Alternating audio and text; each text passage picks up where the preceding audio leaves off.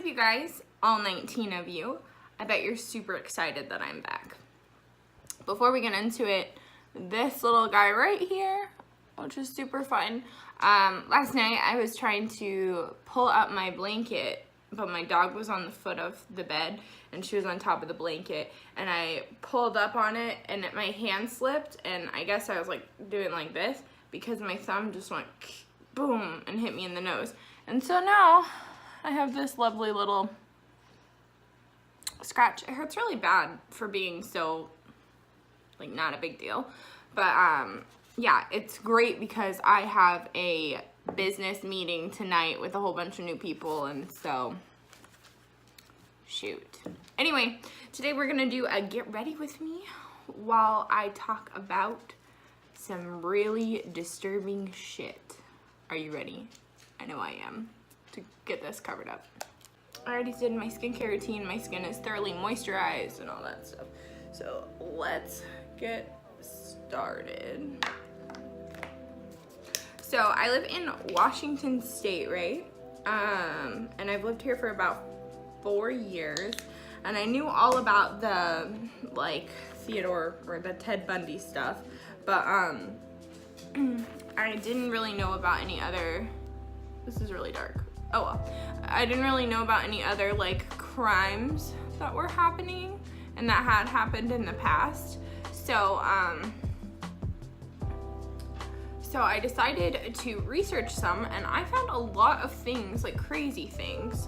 And I might even like turn this into a series because this one I found today is interesting and it has a happy ending, so that's always exciting, but it's just different.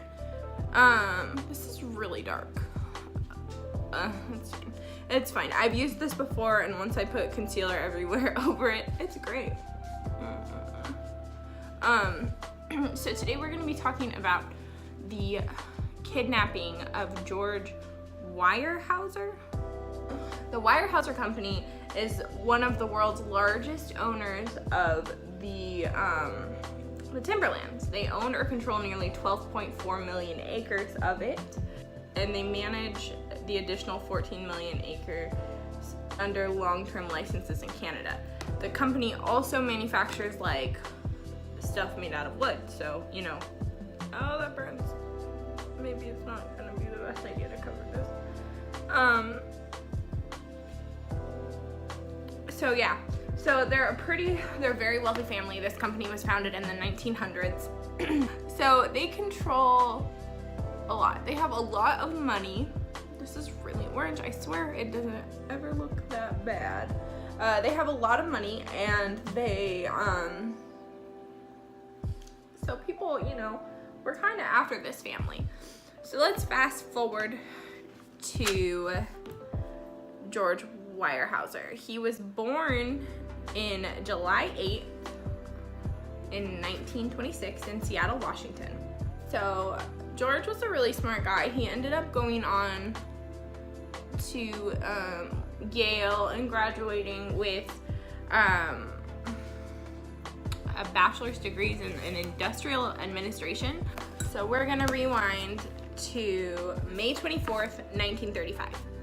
George Weyerhaeuser was just 9 years old. He was released from school for lunch early.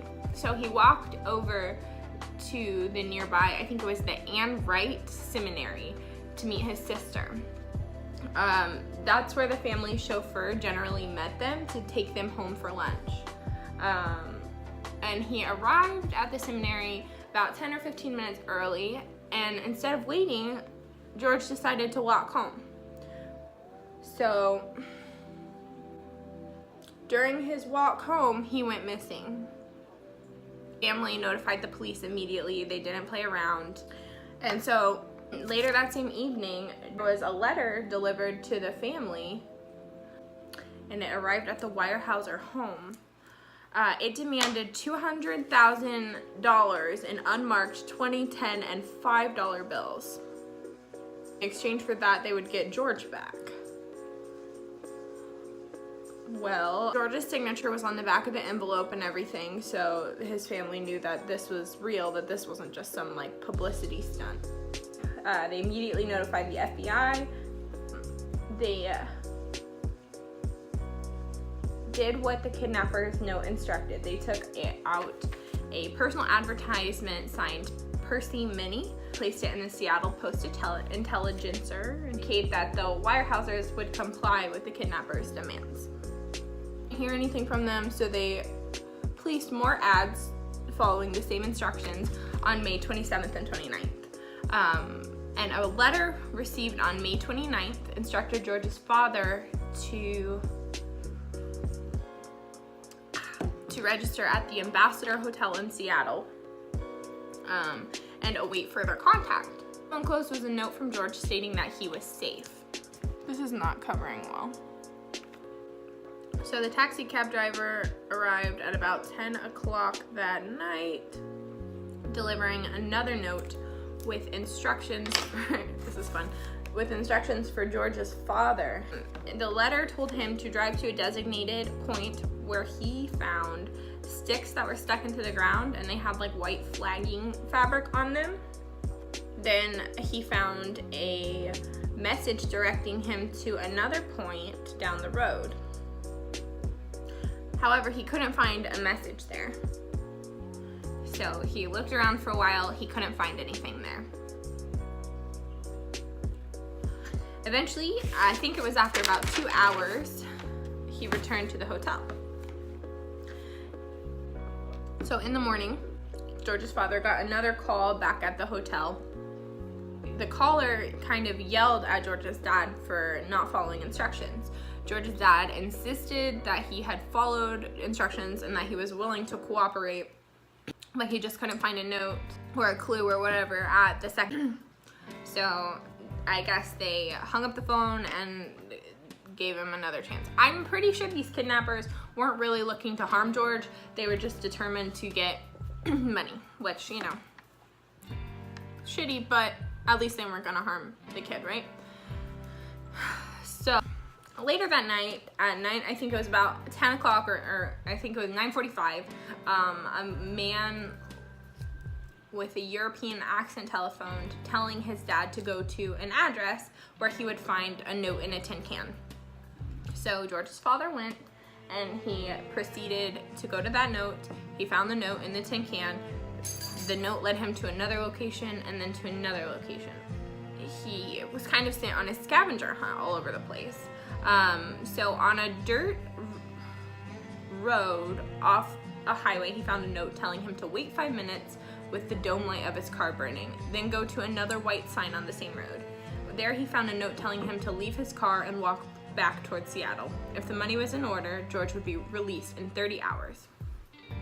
Walked about 100 yards when he heard a noise from the bushes, and a man ran out, got into the car, and drove away with all of the money. George was released within 30 hours. George reported that when he left the seminary to walk home, he took a shortcut through some tennis courts that he had never been through before. Upon leaving those tennis courts, he stumbled across an older man who was about 40 years old, he says, with brown hair and a mustache. The guy asked George for directions, and so George responded to give him directions, and the man grabbed George, picked him up, and carried him to the car, which was parked across the street. George noticed another man was in the passenger seat. They ended up putting George in the back seat. Ooh, that's really dark. They ended up putting George in the back seat, and they threw a blanket over him. George said they drove around for over an hour and only spoke in whispers, so he couldn't really hear what they were saying. Eventually, they stopped on the side of the road and handed him an envelope. The man told George to write his name on the back of the envelope. Then they blindfolded him and carried him for a while. He must have crossed a stream because he heard rushing water. Eventually, they set him down again, and they led him by hand for half a mile. He says that he knew he was in the countryside or in the forest because he was brushing up against trees and the ground was very uneven. Eventually, I think they made him walk for about half a mile, 3/4 of a mile, something like that. Eventually, they took George's blindfold off and placed him in a very large hole that they had dug in the ground. I got product in my hair. So after chaining his right wrist and leg, the captors put a board over the hole, covering it completely. Then the men took turns guarding him until 10 o'clock that night. And after 10 o'clock, one of them said that they're starting to get worried that the police might find the hole.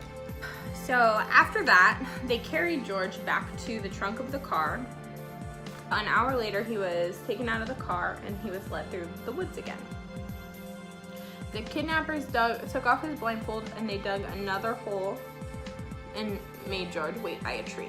They put George in the hole with a seat from the car, 2 blankets, and then they covered the hole with a tarp. Imagine how scary that would be. Like, you're a 9-year-old boy, you don't know what is going on, you don't know who these people are, they're just strangers, and they took you randomly.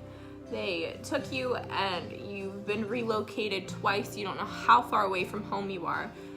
It's just scary. Can you imagine being that scared? Like, my heart goes out to this kid. Like, I would be losing my shit and my kidnappers would probably end up having to kill me because I would be screaming and crying and just being irrational and crazy the whole time. So sounds like George kept it together pretty well.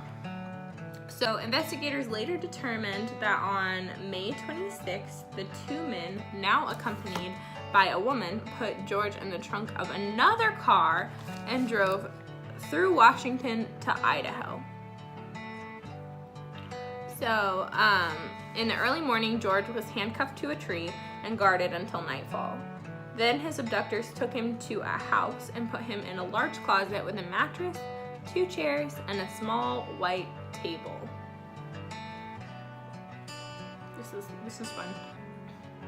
So on the evening of May 31st, he was told that all of them, the captors and him, were leaving the house. And again, he was placed in the trunk of a car and taken to a shack near Issaquah, Washington. So they drove all the way back from Idaho and drove him to Issaquah, Washington. And at 3:30 the next morning, his captors left, telling him that his father would come to take him home. So George was left alone in this weird shack, and he, instead of waiting there, he started to panic, and he wandered to a nearby farmhouse, and he took George in. They gave him they let him take a bath. They gave him clean clothes and took him home. So that's exciting. So that's really good. Normally these cases don't end like that. So when the FBI started investigating this case, they actually did a really good job. They took every precaution, I guess is the word, to ensure that they'd get George home safely. This one goes up, this one. During the period of negotiation, special agents conducted the investigation very quietly. The serial numbers of the ransom bills were sent to the FBI headquarters. Immediately after kidnappers received the money, these lists were sent to all of the Bureau's field offices for distribution to commercial enterprises, including banks, hotels, and railway companies. On June 2nd, 1935, a $20 ransom bill was tendered in payment of a railway ticket from Huntington, Oregon to Salt Lake City, Utah. Investigation by FBI agents determined the purchaser was Harmon Metz Whaley. Shortly thereafter, many ransom bills appeared in the discount stores in Salt Lake City, Utah.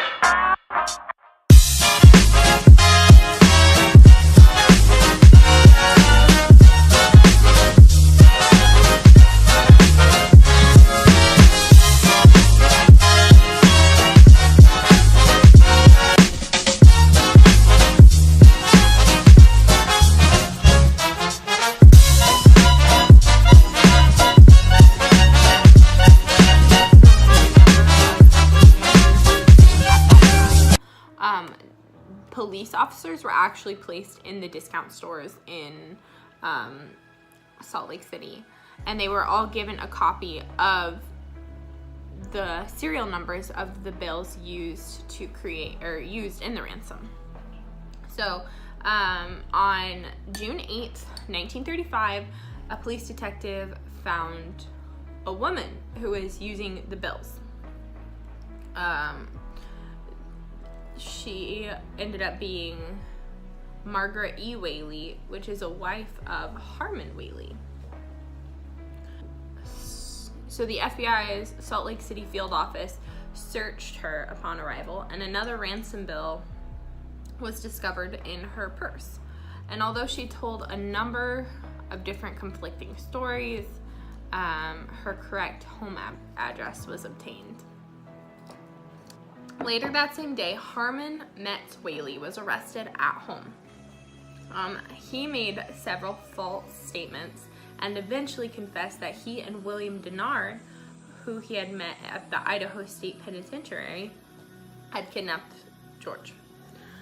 He added that his wife had no knowledge of the kidnapping until their arrival in Spokane, and she had been at the hideout house and had helped them negotiate the ransom. After more questioning, Whaley said that he bought a Ford Roadster, which he registered as Herman von Metz when he arrived in Salt Lake City.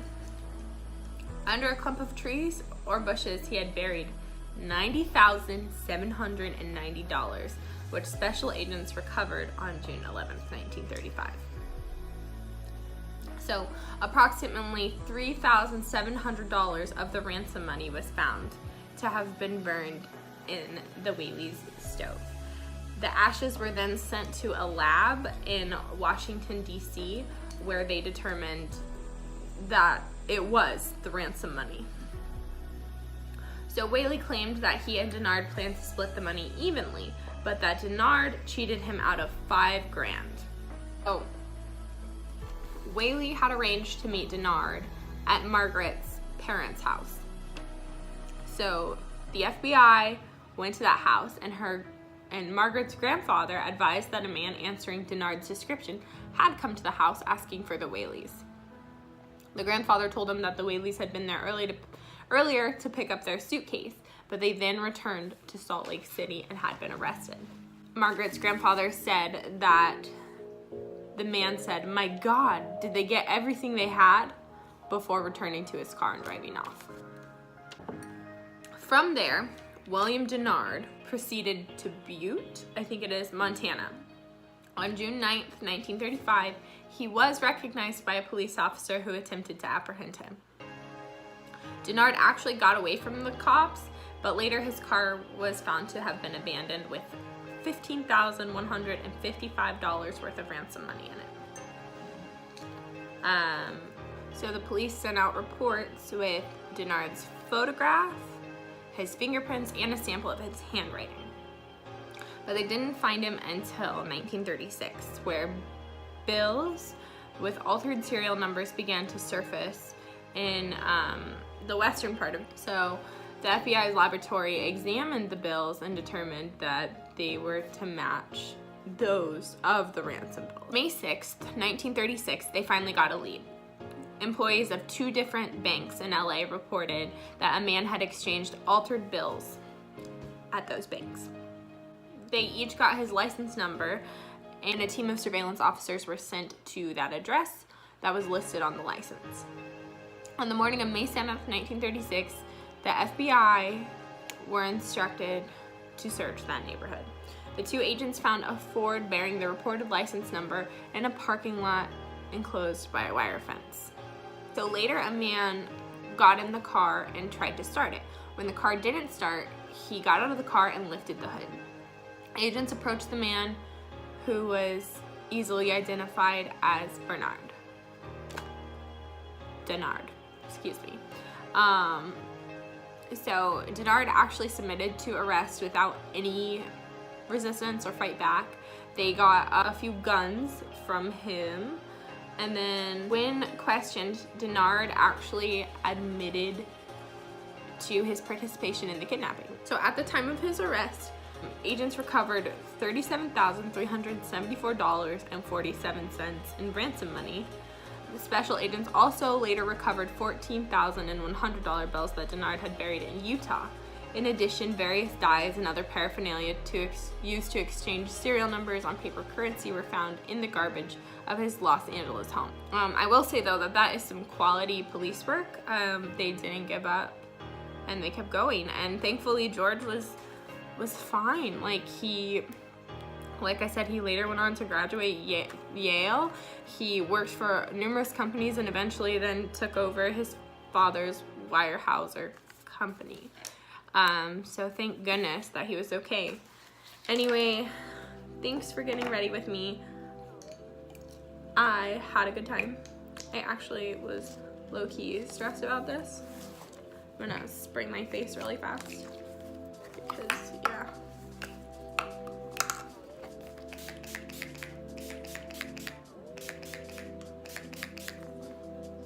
Whew. All right. Thanks for getting ready with me while this dries. Anyway, I will see you guys next time. It's been real, and I had a blast talking to you. Thank you for letting me stare at myself in the monitor forever. That's mainly because I was looking at my makeup and seeing all my mess ups and seeing how way too dark this foundation is for me. But yeah, I hope you enjoyed this video. Please click subscribe, and I will see you all next time. I don't know if that's gonna be next week or tomorrow. Who knows? Bye. Peace.